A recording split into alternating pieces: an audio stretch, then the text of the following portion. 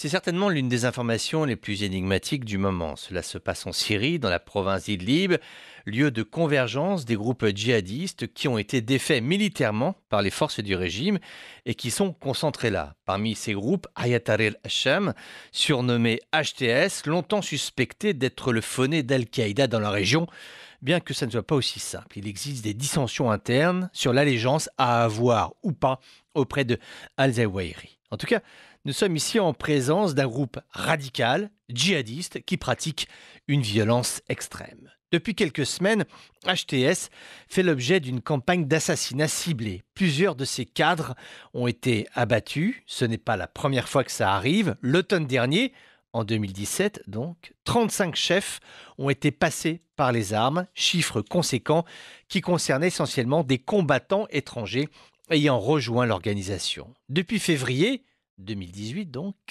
une nouvelle phase de tension se déroule. Je te propose de ne pas entrer dans le décompte macabre des assassinats ciblés, mais retenons 2 points. Ces meurtres ne sont pas improvisés, il y a du renseignement en amont. Le HTS a ainsi, par exemple, désamorcé une bombe qui avait été placée dans l'hôtel Carlton d'Idlib. L'intention était précise. Et puis, autre point, ces assassinats semblent résulter d'une force constituée qui a décidé de se donner les moyens, ou plutôt qui peut se donner les moyens. Ce n'est pas improvisé. Les premiers soupçons qui viennent en tête pointent une campagne orchestrée par l'organisation rivale, le groupe État islamique, mais qui n'est pas véritablement en position de force dans la province d'Idlib.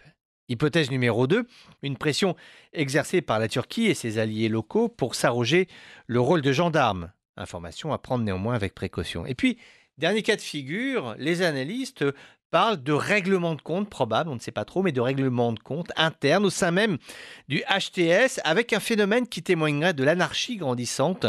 Des groupes rivaux engageraient des individus, des tueurs, pour aller faire le nettoyage dans le camp d'en face, pratique similaire aux mafieux en compétition sur une région conquérir par le sang. En attendant, le HTS se filme en train d'ériger des checkpoints dans la province d'Idlib pour démontrer qu'il contrôle le terrain, des images de propagande d'un groupe qui en fait est dans l'œil du viseur. Mais le viseur de qui? Là est le mystère.